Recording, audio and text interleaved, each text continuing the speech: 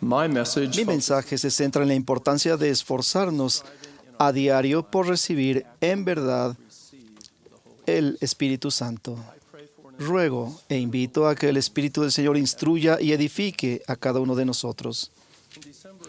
En diciembre de 1839, mientras estaba en la ciudad de Washington, D.C. para solicitar indemnización por los daños causados a los santos de Missouri, José Smith y Elias Higbee escribieron lo siguiente a Hyrum Smith, cito: en nuestra entrevista con el presidente de los Estados Unidos, nos preguntó en qué se diferenciaba nuestra religión de las otras religiones en esos días.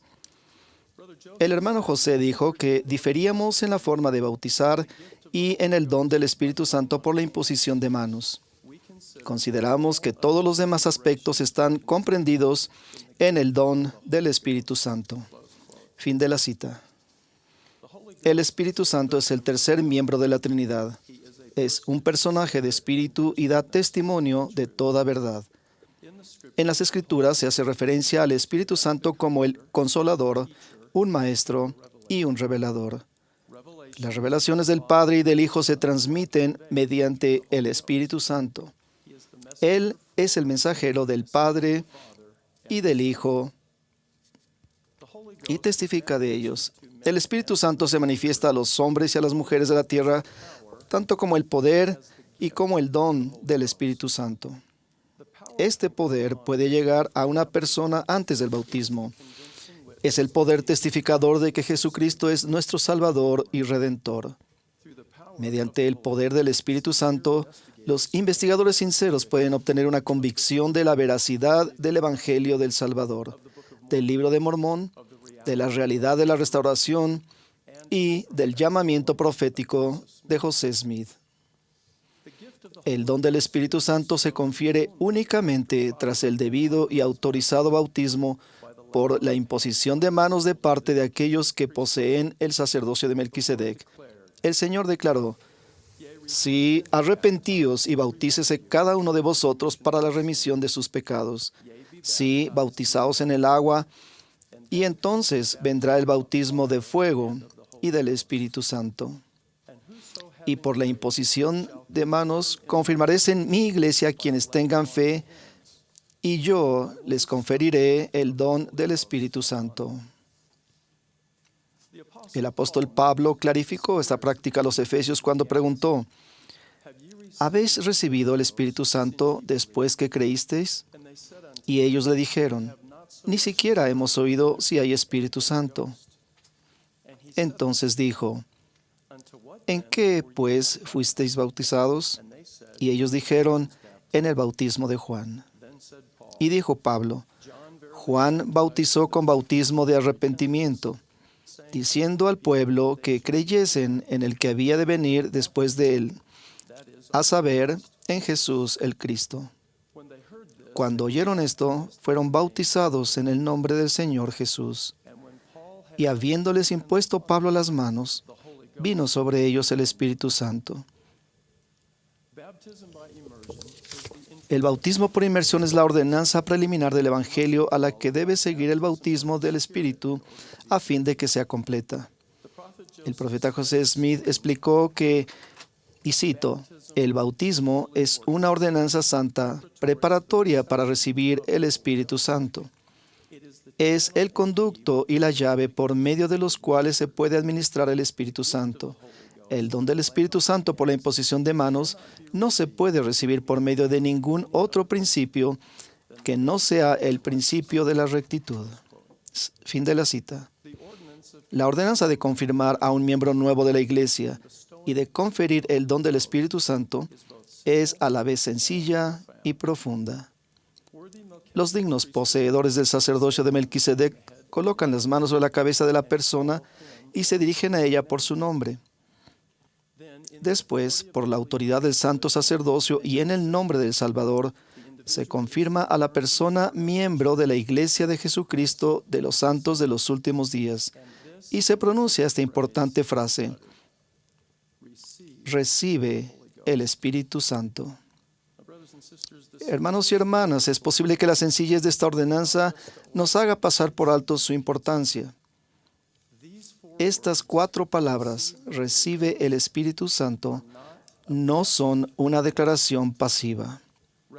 Más bien constituyen un mandato del sacerdocio, una amonestación autorizada para actuar y no para que se actúe sobre nosotros. El Espíritu Santo no entra en vigor en nuestra vida simplemente porque se colocan las manos sobre nuestra cabeza y se pronuncian esas 4 palabras importantes.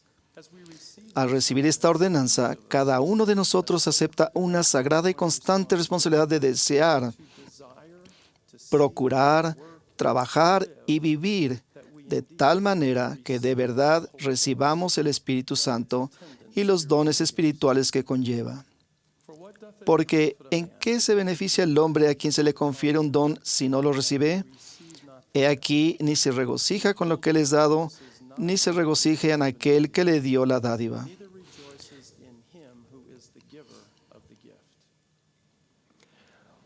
¿Qué debemos hacer a fin de que esta amonestación autorizada de procurar la compañía del tercer miembro de la Trinidad se convierta en una constante realidad? Permítanme sugerir que necesitamos, 1, desear sinceramente recibir el Espíritu Santo. 2, invitar debidamente al Espíritu Santo a nuestra vida. Y 3, obedecer fielmente los mandamientos de Dios. Debemos primeramente desear, anhelar y procurar la compañía del Espíritu Santo.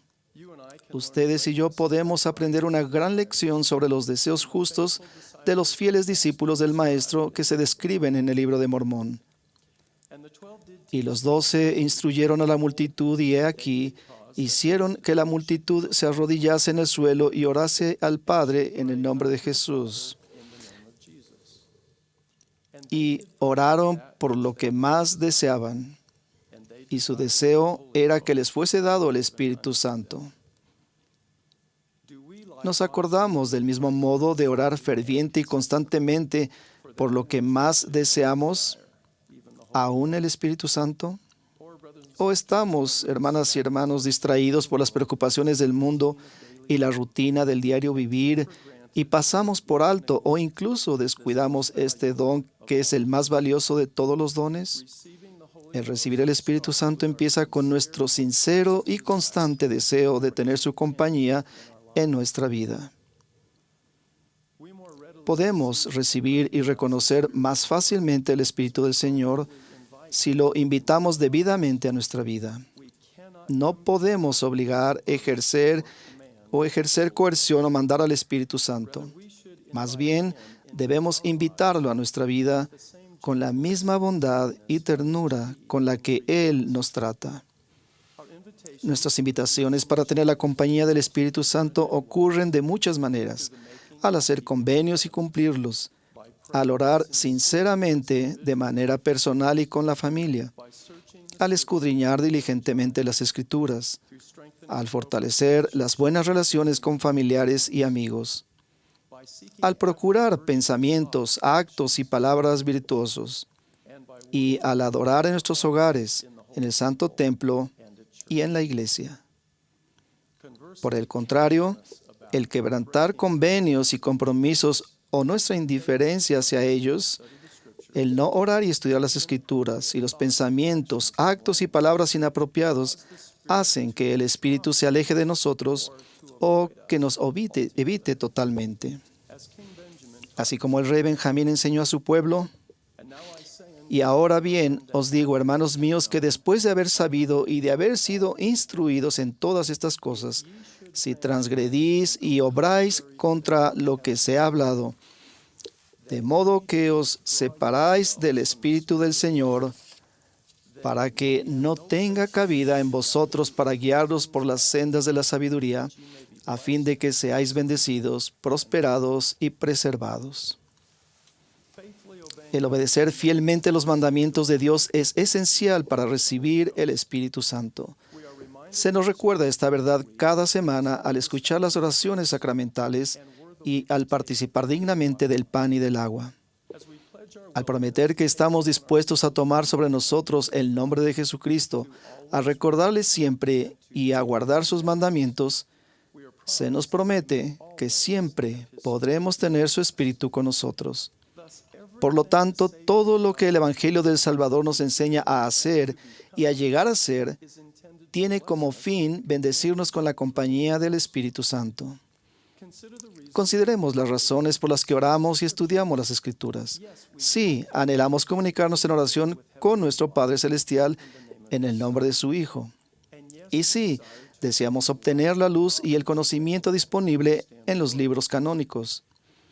Pero, por favor, recuerden que estos hábitos santos son, ante todo, maneras por las que siempre recordamos a nuestro Padre Celestial y a su amado Hijo, y que son requisitos para tener la compañía constante del Espíritu Santo.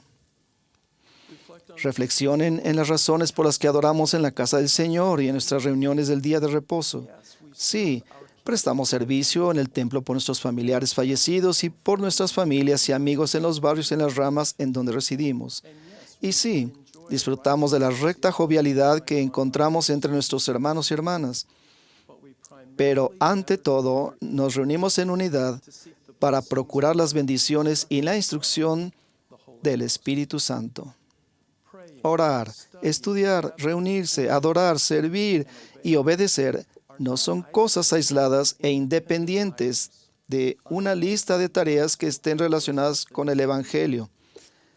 Más bien, cada una de estas prácticas rectas es un importante elemento de una imperante búsqueda espiritual para cumplir el mandato de recibir el Espíritu Santo. Los mandamientos de Dios que obedecemos y el inspirado consejo de los líderes de la Iglesia que seguimos se centran principalmente en obtener la compañía del Espíritu. Básicamente, todas las enseñanzas del Evangelio y actividades se centran en que recibamos el Espíritu Santo en nuestras vidas. Ustedes y yo debemos esforzarnos por ser como los jóvenes guerreros que se describen en el libro de Mormón, quienes procuraron cumplir con exactitud toda orden. Sí, y les fue hecho según su fe, y son diligentes en acordarse del Señor su Dios de día en día. Sí, se esfuerzan por obedecer sus estatutos y sus juicios y sus mandamientos continuamente. El Señor ha declarado que la Iglesia de Jesucristo de los Santos de los últimos días es la única Iglesia verdadera y viviente sobre la faz de toda la tierra. Esta Iglesia restaurada es verdadera porque es la Iglesia del Salvador. Él es el camino y la verdad y la vida. Y es una iglesia viviente debido a las obras y los dones del Espíritu Santo. Cuán bendecidos somos por vivir en una época en la que el sacerdocio está sobre la tierra y podemos recibir el Espíritu Santo. Varios años después de que el profeta José Smith fuera martirizado, se apareció al presidente Brigham Young y compartió este eterno consejo. Cito: diga a la gente que sea humilde y fiel y se asegure de conservar el Espíritu del Señor, el cual le guiará con rectitud. Que tengan cuidado y no se alejen de la voz apacible. Esa les enseñará lo que deben hacer y a dónde ir. Les proveerá los frutos del reino. Diga a los hermanos que tengan el corazón dispuesto al convencimiento, a fin de que cuando el Espíritu Santo llegue a ellos, su corazón esté listo para recibirlo. Pueden discernir al Espíritu del Señor de cualquier otro espíritu, pues Él susurrará paz y gozo a su alma, y les quitará del corazón toda malicia, odio, envidia, contiendas y maldad. Y todo su deseo será hacer el bien, fomentar la rectitud y edificar el reino de Dios. Diga a los hermanos que si siguen al Espíritu del Señor, les irá bien. Fin de la cita. Ruego que deseemos sinceramente e invitemos debidamente al Espíritu Santo a nuestra vida diaria. Ruego también que cada uno de nosotros obedezca fielmente los mandamientos de Dios y que de verdad recibamos el Espíritu Santo. Prometo que las bendiciones que el profeta José Smith le describió a Brigham Young son pertinentes y que las puede lograr toda persona que escuche o lea este mensaje. Doy testimonio de la realidad viviente del Padre y del Hijo. Testifico que el Espíritu Santo es un revelador, un consolador y el Maestro óptimo de quien debemos aprender. Y testifico que las bendiciones y los dones del Espíritu están en funcionamiento en la restaurada, verdadera y viviente Iglesia de Jesucristo en estos últimos días. De ello testifico, en el sagrado nombre del Señor Jesucristo. Amén.